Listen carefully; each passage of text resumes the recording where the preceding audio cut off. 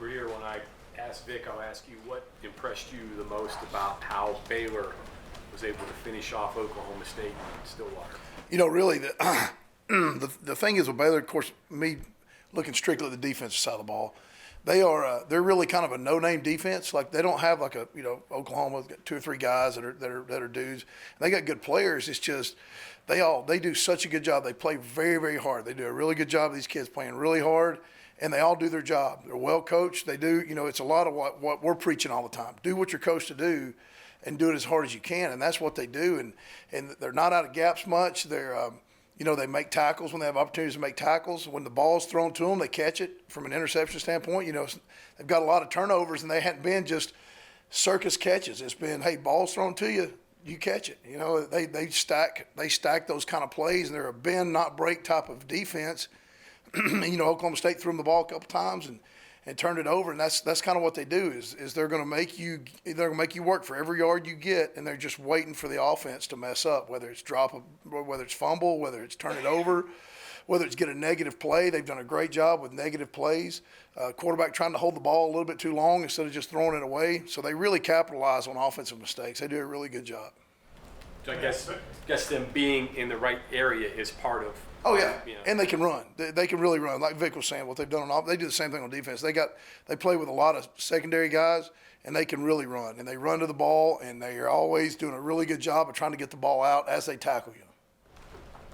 Matt mentioned Baylor's penetration, rushing the passer, things like that. But your offensive line has done well in pass protection. So when you're preparing this week, do you try to tweak for what they're doing, or is it, hey, is the message more keep doing what we're doing? Yeah, it's. If you look at their guys, when they get tackles for losses and they get sacks, it's really hadn't been off of their guys just doing, being just unbelievable players. It's about them doing what they're supposed to in the offensive line, making a mistake, whether he drops his eyes, doesn't get his hands up, maybe works the wrong gap. And then these guys are just where they're supposed to be, and they're playing as hard as they can. It's like I tell my guys all the time, man, in this game, if you play as hard as you can, good stuff's going to happen. And that's really what they've done. I think their coaching staff's done a wonderful job with those kids. Those kids have really bought in. And like I said, when you watch them play, when you watch them on film, you get an appreciation for how hard they play the game. And we've got what I've challenged our guys to do is we got to meet that energy. We've got to meet and exceed that energy. We got to make sure we show up to play as hard as we can. You can't go out there and go through the motions against a team like this, which is what some people have done. They've beaten teams that are probably athletically better than them because they play hard every snap, and the team that comes out there to play them doesn't do the same. So we've got to meet their energy. We've got to make sure we play with the same type of aggressiveness and the same type of discipline that these guys play with. Do you notice that fast teams seem to play even faster at night games? Yeah, I've been through some night games where you think a defense can run, then all of a sudden it's like, wow. Especially Halloween, I've had a couple of those too. So you never know. But it's going to be I'm sure it'll be a great atmosphere. Looking forward to it. A Thursday night game, and we just we're kicking off the second half of our season, and we just our motto right now is go 1-0. It's meetings. It's drills and practice. It's those little things. We just got to keep getting better and not look at the big picture, not look at the scoreboard. Just go out there and do your job. Matt, when you came aboard, it was right at the NFL draft deadline for Colton. He might have already made a decision. Do you remember having even a day of input on whether he was coming back? No, I saw that tweet. I think right after they announced Coach Brown, I wasn't in the picture or anything. But I'm sure glad he stayed. And I think he is too. I don't know if you guys have asked him that, but he's made himself a better player. He's definitely the best player on the field when you flip on our film offensively. He's a lot more aggressive than he was in the past. Plays a lot harder. He's really developed some leadership skills. Technique-wise, I feel like he's gotten better. He's gotten stronger. So, every guy that comes in here to watch him, I tell him, I said, don't talk to me about him until you watch him play this year, and then I'll talk to you. And then they're everybody that's come through here from an NFL scout standpoint, they're pleased with what he's doing. So, got to keep it rolling. And what's the difference with him having a full season at left tackle, having already put together some tape at right tackle? Oh, it's huge. It just shows that, he played guard in the Oklahoma game last year, played right tackle all year. He's played left tackle. Can he snap? Probably can. He's a really smart football kid.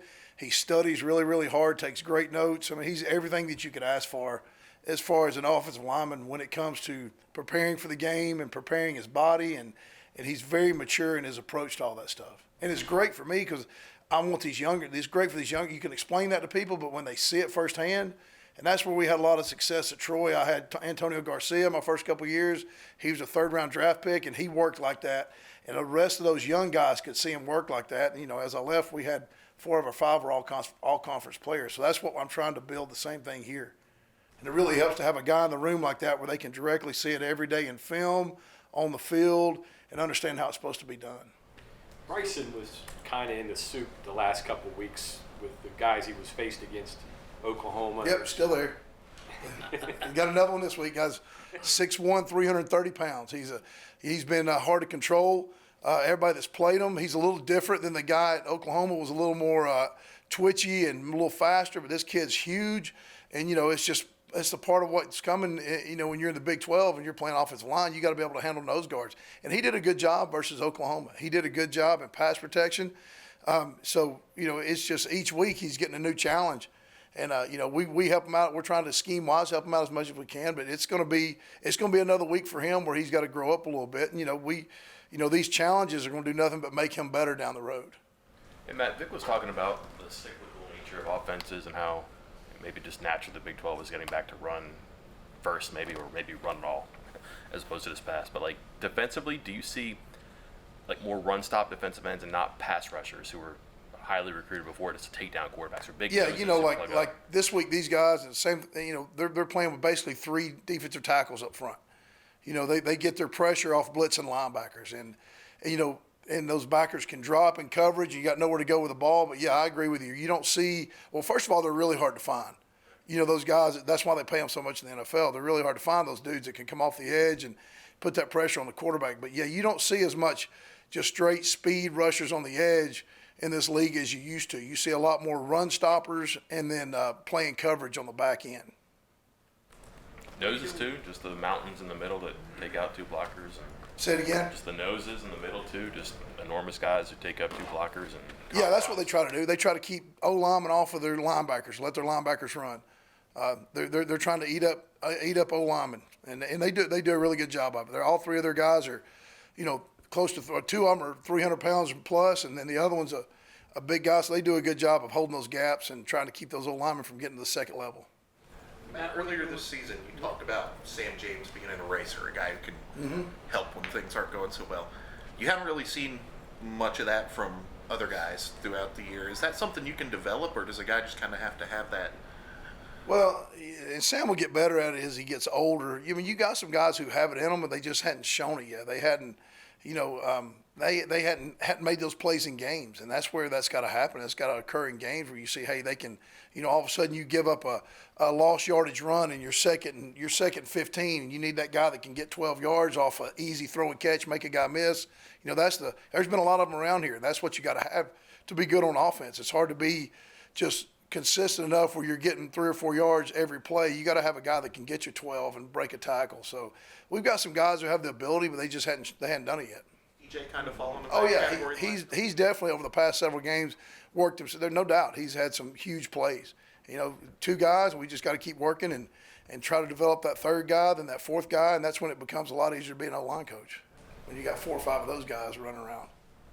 I know you guys have been trying to hit on explosive plays, and of course Baylor's allowed the fewest in the league. What can you do, and what have they done well to kind of? Well, you got to be able to run the ball, so they move people closer to the line of scrimmage, so you can actually get an explosive play. But when they play with 3 safeties like they've been doing, it's hard to get an explosive play. You got too many people, back deep, and you got to be able to force the run enough to where they have to come up and stop it, and then you can get some big plays. But they're really, really patient. They'll give up some runs for 3-4 yards. A lot of defense coordinators are going to come down and try to stop it right now, but they're pretty patient about it and let you see if you can drive the field on them. Matt, the thing that Coach Brown has been selling and pushing for this week is the reset and Yeah. everything. Personally, if you have that little bit of free time, what do you do to reset? Myself, I just try to get a half day with the family and just go home and relax and just realize there's a lot more to this than just playing football and coaching football. So if I can get a half a day to sit down and relax with the family, that's what I try to do. No golf for me, no fishing, I just want to sit at the house and relax, watch other people sweat on Saturdays.